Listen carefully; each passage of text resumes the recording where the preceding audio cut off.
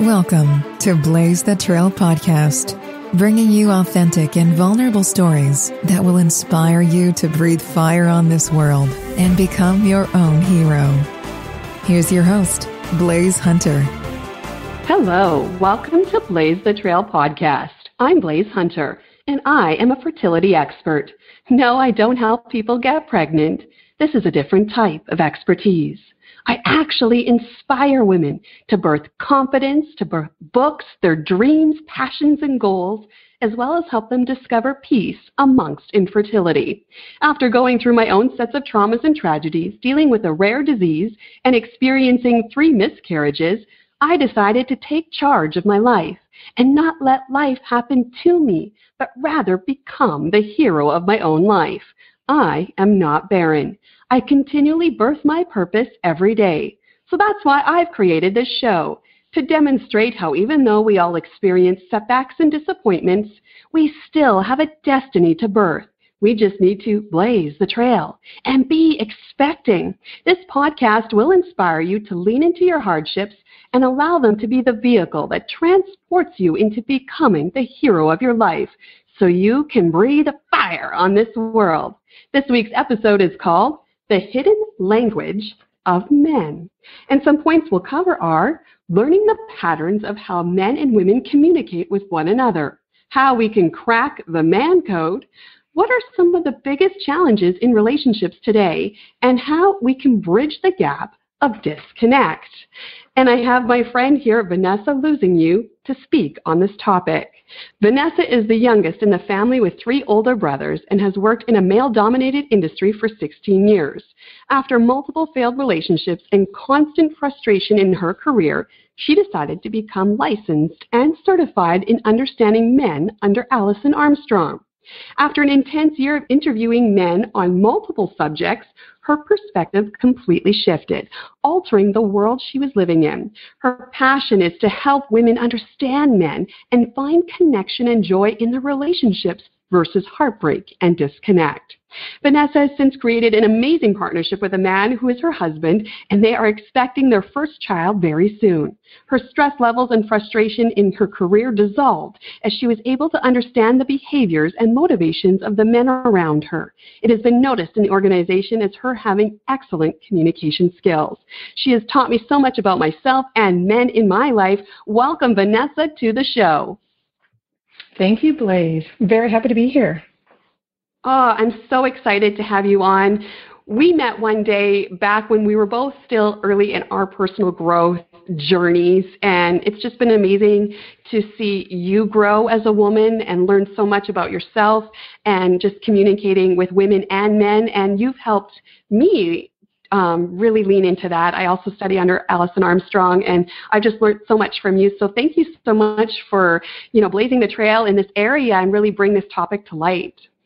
Yeah, absolutely. I'm completely passionate about it, and I'm really excited to be able to share that passion with more women, because I think it's an area of conversation that we don't really get into enough. There's a lot of women that are struggling with their relationships with men, but they just don't really know what to do. How do I fix this? How do I approach this? So my goal and desire is to be able to let women know that there's a different way, there's another option.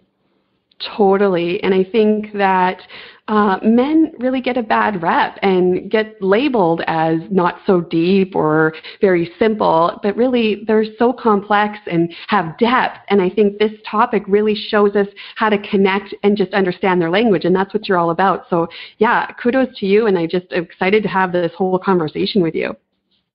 Thanks. I'm excited too. So we talked a little bit about your bio, but let's dive in a little bit more of your backstory and how you got into researching the behaviors of men. Absolutely. I think that there's largely going to be 2 reasons why somebody's going to have a change in their life. They are going to be motivated, essentially, and that motivation is either going to come from an emotional hardship or it's going to come from sheer discipline. And in my perspective, it was emotional hardship. I was obviously working in a male-dominated industry and often would come home with a lot of stress after the day. I had multiple relationships around me, partnerships that were failing, And there was finally a time in my early 30s that once the relationship had failed and I was now in the grips of heartbreak and heartache, I finally started to look around and go, okay, wait a second, what's the common denominator? And the common denominator was me. And that's why I was like, okay, well then if this is the case, what is happening and what am I bringing to the table that's adding to this potential problem? That's not adding to the success of me wanting to find a partnership that I can grow and get old with. And that's essentially the trigger. It was just hitting rock bottom and recognizing that I needed to try to understand the process of relationships and interacting with men to see if I could shift what my future was going to look like. And I went all the way back to when I was young. So I had took a lot of self-reflection, and I went back to my formative years of really dissecting the relationships that I had with my brothers and where did I sit in the family hierarchy and what behaviors did I develop and why did I develop them?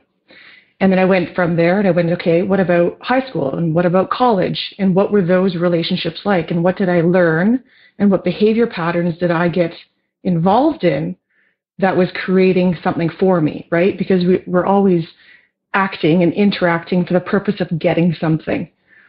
And then when I started to look again at then male-dominated industry, what behaviors had I now brought into that environment? And how were the people reacting or interacting with me based on how I was presenting myself?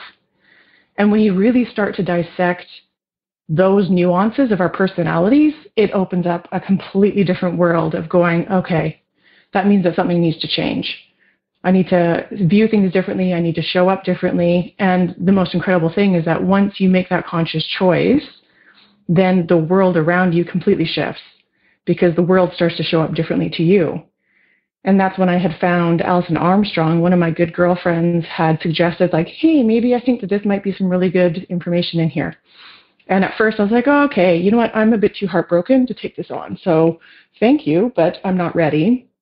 And about 6 months after that, I was like, maybe I should click on this and figure out what this is all about. And by getting into her work, it just finally made sense. Like after all of the relationship books that I had ever read, none of it seemed to make sense in my life. But hearing how she was presenting the topic material and explaining the behaviors of men, it was like, oh man, why didn't somebody explain this to me or teach me this when I was in high school? And what were the possibilities potentially for my life if I would have known that information?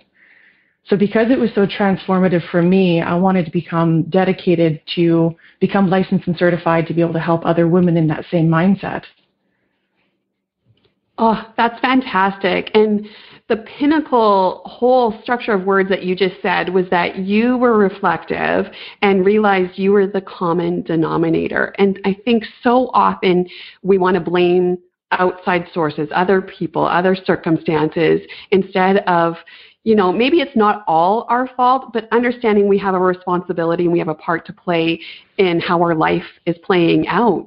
And we are the common denominator if we see a pattern that we don't like. And so it's understanding, what part do I play in that? How do I change that? What can I do to improve this, right?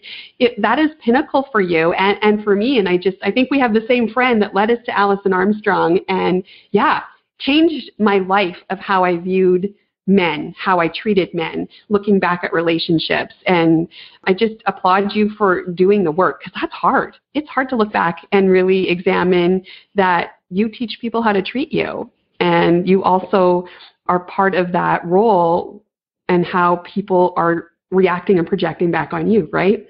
Yeah, that's exactly it. And it's really hard to own it. And you hit that perfectly as well. A lot of times we get stuck in victim mentality.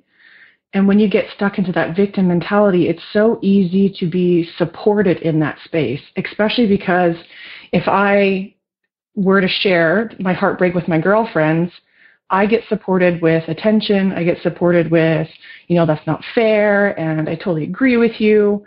But it's not very often you actually have somebody ever say to you, okay, I hear you. I hear that you're in the grips of heartache, but have you ever thought about potentially what you brought to that table? Like, how were you acting? Like, did you all of a sudden completely lose it and then potentially trigger somebody else around you. And that's the kind of the hard part when you get into that space, because yes, it sucks when we're in that pain. Absolutely. And to be supportive in that space is important. But have we ever thought about going, how would you like me to support you? And actually ask that question to the person versus just kind of going into that automatic default mode of just agreeing with everything that they're saying versus like, right now, what do you need from me for the most support? And maybe right now it is just say, you know what, I totally agree with you and that makes total sense. And maybe there's other times where I'm looking at my girlfriends and going, I need you to tell me the truth. Was I acting out, or is this unreasonable, or do I need to spend more time thinking about this? So it was really shifting because I was stuck in that victim mentality for probably, I'd say at least a good 3 years of just thinking that this stuff was happening to me. And then as soon as I shifted from that victim space, all of a sudden it was like, oh, wait a second, I need to own this. How did I contribute to everything that's been happening to me? Yes, exactly. We have to be reflective. That is the key to any change of direction that you want. If you're not happy, what can I do to change it? It's not based on other people changing. We have to do the work and change, and we will see a ripple effect of change once we start doing the work. But like you said, it is work. And I've also studied these teachings, like I said, and I've had patterns over the years, starting young ages, of letting men overpower me because I didn't know my power. I didn't know how to own it, and I didn't know how to, stake a claim on my self-worth. So I let people overpower me and hurt me. And over time, this led me to resenting men and therefore emasculating them, because then I felt the need to take their power away because I didn't have any. And this interesting story about me and my relationship with my husband is that I started learning about Alison Armstrong and, emasculating men and doing all the research on the Queen's Code. That's her book there. And one day I sat down with him and I asked him and I said, do I emasculate you when I talk about your job and the fact that we're stuck in this city, in this place because of your job? Do I emasculate you? And I let silence stick there and I let him answer. And he said yes. And that altered the course of my life. I didn't even know I was doing that. And we had a heart-to-heart, and it broke down barriers and communication walls between us.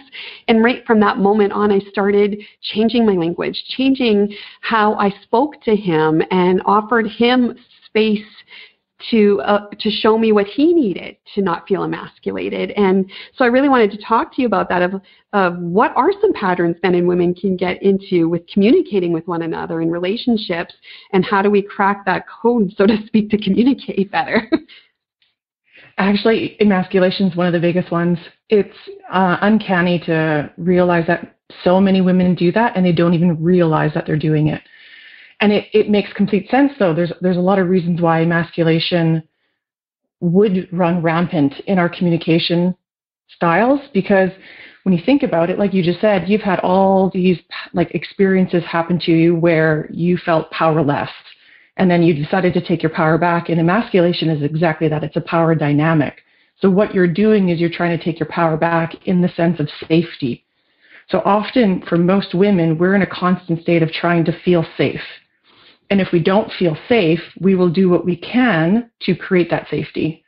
So when you're around somebody of the opposite sex, typically we deem them to either be bigger or stronger or essentially bigger than us. And so we will shift our way of being to try to feel more powerful in that experience, because we don't like feeling unsafe. And I think from a communication perspective, that's where a lot of those things will come through, is that we'll find either jabs or we'll make comments that will break down the barriers of the person that we're talking to for the purpose of us feeling safe in our space, essentially. And that's what I think the biggest problem is realistically is communication, is that we haven't been able to adequately learn how to respect and honor somebody else's experience, but also our own, and adequately communicate that with that person. So say, for example, instead of emasculating my partner, I'll go into a space of going, okay, you know what, Renee, I feel unsafe right now, and that lack of safety is causing me to want to lash out. But instead of me lashing out, I need you to understand that to bring my safety back, I need your support in maybe hearing me out or whatever it is that I need. And by being able to adequately break down that experience and communicate it to your partner, it gives your partner the ability to show up. Because as soon as they hear, okay, she's feeling unsafe for some reason, that's a bit weird. Well, what can I do to help her feel safe in this experience? What if, say, for example, you're traveling out in the world and all of a sudden maybe there's a group of people that has now triggered you that you feel unsafe?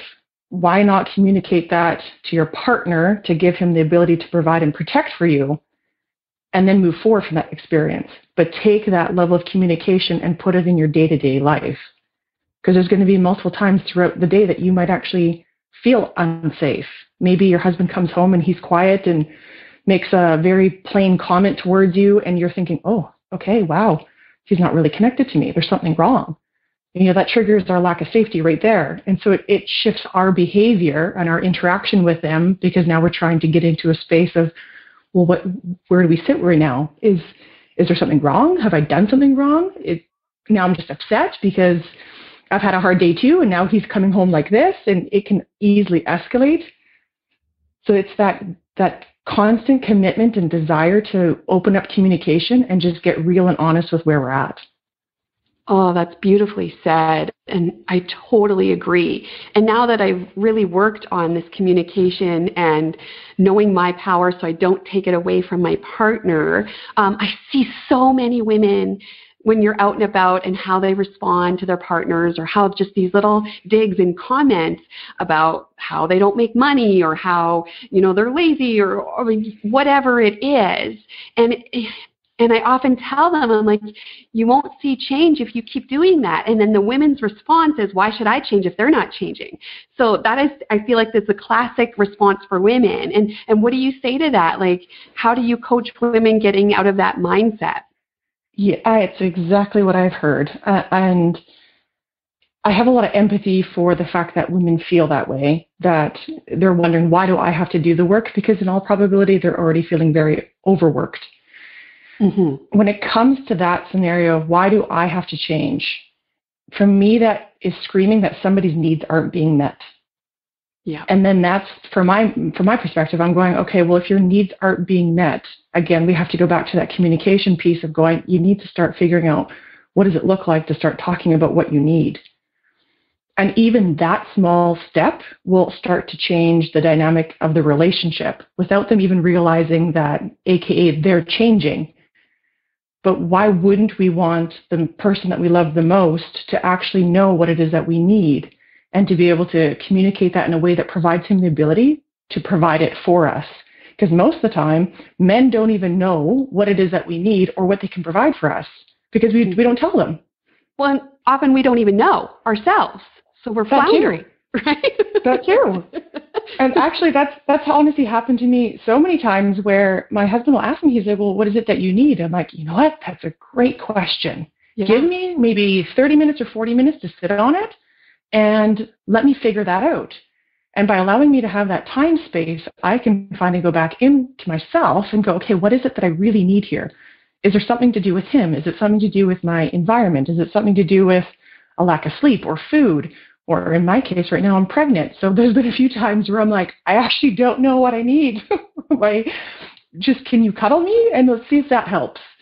It's at least exploring that space. And for me, it just unmet needs means that somebody's already overworked, overtired, and they have no desire to change.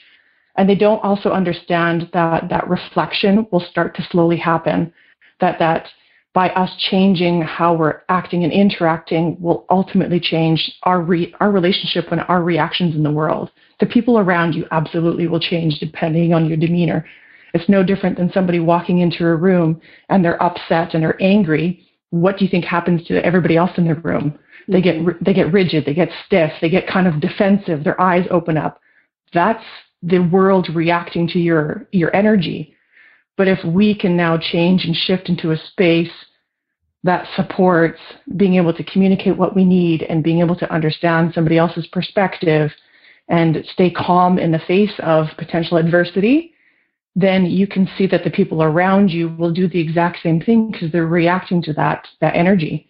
One of the coolest things I ended up spending some time playing with is you take two people, sit them side by side, and that one person has to get angry, get loud, get really big, and the person who's sitting opposite them has to stay calm. And what happens is that person who's calm, just by staying calm, will deflate the person who's now showing off that large, big energy of anger and frustration. I was the one who got to play with that, and I was the one trying to be angry and large. And it was crazy to see that after a period of time, like I just didn't have the energy to do it anymore because the person who was interacting with me was so calm that I'm like, I can't actually even fake this. Like I can't do it. Mm-hmm. That's amazing. Yeah, like it's really about, the communication angle, about taking time to be conscious in your actions versus reactive, and even learning how to articulate that you're overwhelmed or feeling unsafe or something's happening, because maybe we don't know how to actually say what we need right now.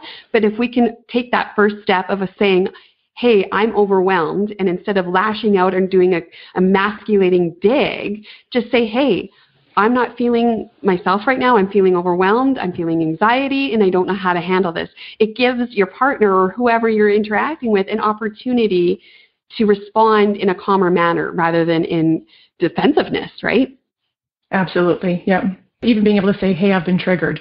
Like I'm triggered and I just need some space to figure this out. Do you mind giving me an hour and then we can come back and visit it? Great advice. Time, space, yes. Totally. Oh, this is so amazing. I think we could talk for hours on this topic because I'm passionate about it because, I've seen the light. And I know there's probably women like, yeah, my husband will never change. And I'm like, no, I promise you, like, I know you can attest to your relationships, but like mine too, like my marriage changed that one moment. I stopped emasculating, just taking that one step of not doing those digs and being conscious with my words. And our marriage is so in a better place because I'm coming at it with respect rather than trying to take his power away. And I am sure that you've seen that difference too in your own life. Oh, unbelievably so. And the really special thing for my husband and I is that he met me while I was learning this information. So we both understand the same language, and he has the ability to reciprocate the language to me. So as I'm committed to it, it's incredible to also see him be in different spaces where he now has the tools to adequately communicate to me what he needs. And it's just instant. I'm like, oh, okay, I can provide that. I can do that. I get that. Exactly. Well, and then it changes too because we're all in different stages of our lives. And you taught a course that I went to on the different stages of men, and it really put into perspective on where my husband was, where my dad was, where all the men in my life were. And I could see how they were reacting. I could see how when I talked to them and communicated, how it imploded because I was coming at it thinking they were in a different stage. So maybe what are those different stages, and help women better connect with their partners knowing what stage they're in? Yes, there are different stages that men will, essentially from birth to end of life, that you can see them transition through. And they go from, we use kind of like the knight's realm conversation. So we say a page, and then a knight, and then a prince, and then a king, and then an elder. And we've chosen that because of the honor and the integrity associated to that timeline, because little men that were pages were so excited to become knights. That was everything that they would dream to be, that they would, at some point in my life, I get to be a knight. And from there, continue to grow and develop into being a king. But when you think about it, all men are looking for that same level of adoration and desire to provide and protect for the people around them. And that's one of the biggest key codes when it comes to anybody who's in a knight or a prince or a king stage. They're looking and wanting to provide for the people around them. And the biggest thing that we need to pay attention to is understanding what does that look like based on that stage. So what are their interests? What are the things that they need to grow and develop in? Where are their interests going to flow? And one of the biggest ones I find women struggle with is the prince stage, because the prince stage is all about building and developing. Mm-hmm. So this is typically going to be the space where You have potentially now a mortgage. You now have potentially a wife. You have kids, and he has to provide for them. And the drive and desire to do that means that a wife might feel that she's being left alone with the kids without a husband because he's working so many long hours. He's working a lot of overtime. He's constantly going after money. But what he's doing is he's trying to maintain a space that he feels comfortable in from financial strains and stresses, but also to provide for the future. So it's not only the here and now of all the bills that he has to pay, but he's also looking towards, retirement. And it's actually been a really interesting kind of moment recently for me as well with my husband and I, because as we're transitioning into now having our first child, he's been saying that I want to work more overtime. And I'm going, okay, this is interesting. Here comes the balance between life decisions of us spending time together before the baby comes. But he's also saying, I really want to work overtime because we can make a lot of money. Like, we need the money. And I'm going, well, but we don't need the money. And I'm giggling, going, okay, this is the Prince energy coming through, because he feels the desire to provide because there's a child on the way. And he's driven to do that. And it's through that understanding of trying to find that balance between, okay, he's compelled to be in that space. How do I support that? And how do I ensure that my needs are still being met? So say, for example, there's 2 days that he wants to work overtime. I'm like, okay, but we don't get much time together before baby comes. So right now we're looking at, okay, you give me one of those days and we'll spend it together, and then you go in for overtime for the other. And it's just in knowing that whatever stage a man is being in, like he's in or potentially triggered into, is being able to adequately approach his interests and his energy in a way that we can be supportive, versus potentially going, you know what, you're never home anymore. You wanted this life, you wanted this house, you wanted these children, but I never see you. And it's kind of getting into that defensive state of, why aren't you here? I expected something different. And instead shifting that mentality to go, okay, hold on 1 second. What's happening here, and how do I support that? And what does that support potentially provide for me as well? And for you, learning about your dad and understanding what stage he was in totally shifted the way that you were able to interact with him, because I think you also kind of had an expectation of how he was supposed to be acting and interacting in the world. But once you got to hear what was happening in his space, it brought you to a place of going, oh, okay, I can empathize with that. Well, how do I support him to maybe shift into the next stage? What does that look like? Well, and it was so based on me and what my needs were. And I think we get into that space where it's like, I need this, I want this, but it's like, you won't see the change like that. So I had to shift, and you really helped me with that, because I had done the work in my marriage, in that relationship, but it was, the father figure, having this ideal of what he should be and what I needed from him. But I shifted it around and was able to empathize and show mercy and turn it into, what can I do for you, Dad? And it was like a 180 overnight. And I've been open about my struggles with my dad. He had an emotional breakdown. He left us. He faked his own death. He came back, and he was hidden in shame. So he was caught in different stages. Even though he was older, he kind of reverted into different younger stages in his life. And, I didn't think we could ever get back to a calm, loving father-daughter relationship. And over the last couple of years, I've just done the work of empathizing and taking me out of the equation and putting the focus on him. And he, in turn, put the focus on me. And that was the beautiful turn of it. And I encourage women, when you're thinking in your head, my husband's different, he won't change, why should I do the work? I'm telling you, you will see the change. You just got to put that step forward and take yourself out of the equation and be about somebody else in that relationship, hey?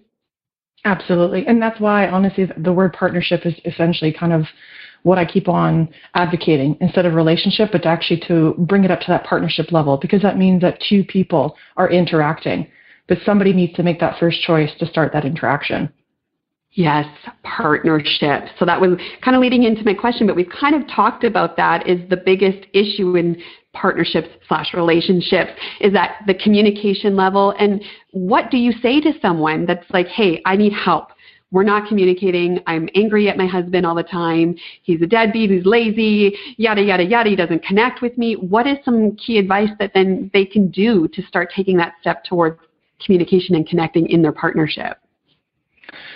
I think the first step, based on what you had just said, would be the emotional attachment to the scenario. Because when we are in that space of being emotionally attached and angry and upset with something, we're going to be constantly triggered into our human animal space, which means that we don't have the same ability to consciously think through or see the bigger picture. So your viewport might be limited. So first thing I could say in that scenario is that emotionally you need to be able to figure out how do you detach from that. And for a lot of women, we loop. Our brains will loop over and over again. We will replay that same scenario a million times, and then the emotion is like building and building and building as we keep on doing that self-talk. And that's kind of where I'm saying like that emotional piece has to stop. So we need to disconnect the loop, bring ourselves back down into a space of going, okay, hold on a sec. This isn't serving me. Just looping it in my brain and getting more angry is not going to serve me in any form or fashion. But really looking at what triggered me. Was it him that triggered me? Was it something else that triggered me? And how do I get into a place where I'm disconnected from the emotional space and get into what we call human spirit? And that human spirit is a place that we can access our abundant consciousness and our ability to show up with who we truly are, essentially. The second thing, it's interesting that I know you're using a lot of words like, he's lazy and he's not doing this and doing that. And my mentality goes into, well, what narrative are you also creating? So lazy. Okay, well, what does lazy look like? Because men need to transition. So he might look like he's just sitting on the couch doing absolutely nothing, but there's actually a reason for it. And he may be transitioning from doing one thing that maybe he just got home from work and now he needs to go cut the lawn. And sitting on the couch doing AKA nothing and looking lazy is him actually building his energy to go and finish a job, to start a new project. And that's kind of where shifting that narrative and realizing that there's usually a reason there's always a reason for a behavior. It's just how do we get into the space of understanding that? And that's what I facilitate and provide for women, is shifting that outlook of going, sitting on the couch and doing nothing for 20 minutes is actually providing them something. We've just never been taught it. So those are kind of the two key elements, right? We got to disconnect from the emotion, and then we need to start to recognize that there's always a reason for something. It's just that maybe you don't have the tools or the skill set to recognize that reason, unless, of course, you have somebody like me to help facilitate that. That's fantastic. I know, because women, I find, and through all these studying and learning from you and Allison and just learning all about this topic, is that I've noticed women treat men in their life not like equal partner, but in a male form. We treat men like misbehaving women. Absolutely. And a hairy version of a woman. Yes. And so then when they don't respond, act like us, they are bad, they are lazy, they are not doing what they're supposed to do. And we label them and create that narrative when they're never supposed to be like us. They're never supposed to respond and multitask. They're different. And we need to appreciate the difference and allow them to be complementary to us, right?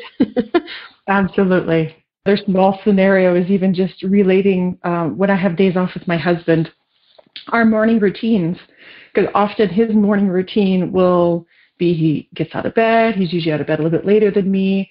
He will maybe browse on his phone for a little bit, and then he makes breakfast, and then he'll sit down and watch some TV for a while, and it's all of a sudden like 11 o'clock in the morning. My mornings are like, okay, you wake up at maybe 6 or 7 in the morning. I've probably cleaned the bathroom. I've probably done laundry. I've probably cleaned the kitchen. Like I've already done 5 or 6 different things before 11 a.m.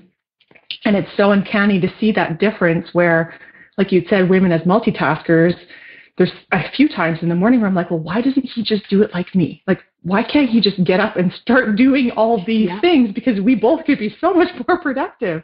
Right. But that's not the case. He's building his energy. And once he's built his energy and he's done his transitions to get ready for the day, he's unstoppable until 8 or 9 o'clock at night. Versus maybe I stop at like 6 o'clock at night. So it's really just being able to recognize that instead of becoming reactive to those scenarios is just honoring each other's differences. Oh, I love how you're saying all of this. And in just a little bit before, you talked a little bit about human animal and human spirit. Just explain what that means in regards to relationships. We are programmed and we are designed for survival. And when you look at how humans have evolved, we've always had the drive and desire to stay alive. And it's honestly sometimes just absolutely amazing to see what we've been capable of. That instinct of human animal will always be a part of our biological drive and desire. And when it comes to relationships, we can get triggered into that space when we feel threatened or when we are actually presented with an opportunity. So threatened, people will go into a space of fight, flight, freeze, which when you think about it, when you think about even like argument or fighting styles between partnerships, maybe somebody can recognize, oh, okay, my husband actually, he's a fighter, but I need to flee. I need to get out of this environment. I need to go take some space and cool down. Or maybe you might be somebody who freezes in the space of feeling threatened. And all of a sudden you can't even think, you can't do anything, you can't even figure out what the English language is all about. And that human animal portion of us is something that's so deeply ingrained in our beings that we've needed it throughout the process of our evolution, essentially. But when you look at a relationship, that can become hard to navigate because what if, say, for example, my partner is a fighter and I need to maybe take some time off and essentially flee the environment? How do you communicate those needs? Or, you know, say, for example, in the face of an opportunity, meaning I'm now being presented with a sale item, that sale item is going to end at midnight. Am I acting or reacting essentially to that sale that's bringing out the worst in who I am? So it's just really intriguing to pay attention to when people are behaving or when we are behaving. Are we in that space of just human animal? Is it our animalistic instincts that are coming forward? And for both sides of the coin, we need it. There's many times in our life that we need it. If I'm walking down a alley at night in a third world country where I shouldn't be and I feel threatened, absolutely. I need to have my senses heightened. I need to have my heart rate going faster. I need to be in that ready state to potentially run. So we need this basic way of being. We just need to actually understand that it's there and how do we use it to our advantage. Versus there's human spirit, and that human spirit is being able to regulate the body, bring us back into a place where the heart rate isn't pumping, the adrenaline isn't surging. Our brains are capable of coherent thought, and we're able to speak very clearly about what our experience and what it is that we need. And that is the space that you want to be, because you can see everything that's happening around you, and you're not being triggered back into a fight, flight, or freeze state.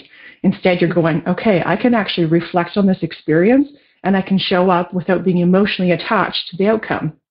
And that's a big part. As soon as that emotion part gets triggered, now you're trying to essentially have an outcome be influenced based on the emotion. Versus in human spirit state, we can stay detached from that and then make some logical choices about what the future is going to look like. Oh, that's amazing. Great advice. And that detaching from the outcome, detaching of what you want to see, and just giving that space and honor, because it is a partnership. And, early on, my husband and I discovered a little technique for us. We call it the cone of silence, because I had been in so many situations where I felt unsafe with men, that I couldn't be truthful, that I couldn't say what I actually was feeling because of what happened. And it led to me always lying and never being honest. So then my relationship couldn't develop and move forward in a great, productive way, because I was never honest.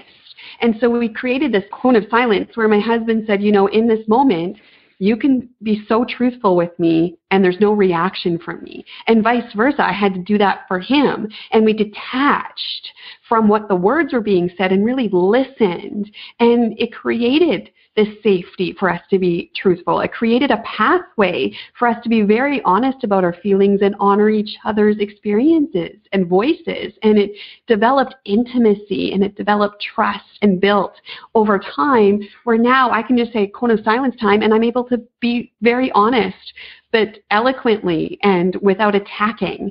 And he's able to do the same, and it's a beautiful thing and gift for our relationship that we can build upon that. And I encourage other people, do the work. It will pay off. You will see amazing results with your relationship and cohesiveness when you can learn how to detach and communicate. Hey?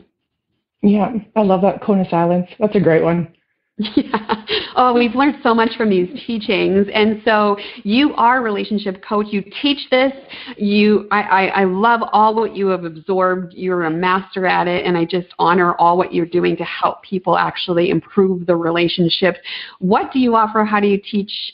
What can people learn from you? Fantastic question. I am in the depths of finally getting my website up and running. And so what that's going to look like is I've developed a whole bunch of written articles that people will have access to being able to read on all the information that I know. Just because I know that we work and live in a very high-paced, fast environment. And so I wanted to give a condensed overview of everything that I know and provide that for everybody. I want everybody to have this information. So the articles will be on there. I do coaching. So coaching would be more one-on-one, clearly. Sometimes it's in person, sometimes it's over the phone, depends on obviously location and what does that person need. The other really interesting thing to pay attention to is trying to address how people learn differently. Sometimes you need to be in that space of another human to actually enjoy and experience some of the emotion that comes out of the conversation. And other times people really do well over just the phone. Or say, for example, the articles, because maybe you just learn better by reading. So I try to address all those different learning styles to make it land for the people who need to obtain the information, or the women that are interested in this information. And then I want to be branching out and do some public speaking as well. I really think that being able to talk to some of the younger generations and explain to them some of my experiences, and especially even working in a male-dominated industry, to discuss what does that look like from being able to understand male behavior, and then as a woman having to walk into that space, what am I bringing to the table, and what is that going to look like for your future, and how do you have to learn and show up and interact with that new environment, essentially. And then at some point, I'll be further going into workshops. It's just that with a new little baby on the way, I don't think workshops are going to be the best option right now, but I would really love to get into workshops and do training with groups and teams of people, and maybe even, for businesses as well, essentially, to be able to have and facilitate that conversation of what does it look like to increase and elevate your communication capabilities with men and women. Because the really interesting thing about everything that I talk about is, yes, I say, okay, understanding men, but a huge part and benefit that comes out of this is there's a lot of women that exhibit and own the same behaviors as men. And that's why you need to be able to reflect on going, both men and women have these experiences, and how do we now just recognize that, honor it, understand it, and then meet them in that space of trying to stay in a partnership. Oh, that's amazing. I just love you, and I love the work that you're doing, and it is proven, and it provides results, and it improves relationships and adds connection rather than disconnection. You also have a Facebook page, The Hidden Language of Men. You post videos on there. I just want to quickly mention one of the videos about interrupting men, and I know we as women were so good at that, and maybe just explain a little bit about that video and what was the point that you were trying to make there. Actually, I think I was getting hit by a rash of being interrupted myself and seeing other people getting interrupted. And it was in my work environment. And that's why I was just like, okay, we actually really need to take a step back and understand what happens when you interrupt another person. First off, if you've interrupted them, that means that you did not hear them whatsoever, because you are in a space of going, I'm thinking about what I need, what I want, and what my rebuttal is going to be, and why we need to be listening to me. which means that you've completely discounted that person's experience. And having that happen to me, it shuts me down instantly. If I get interrupted, it's basically a disrespect in the communication. And to me, that I feel disrespected as a human, going, you're not honoring my time, you're not honoring my opinion, you're not honoring what it is that I have as value and bringing to the table.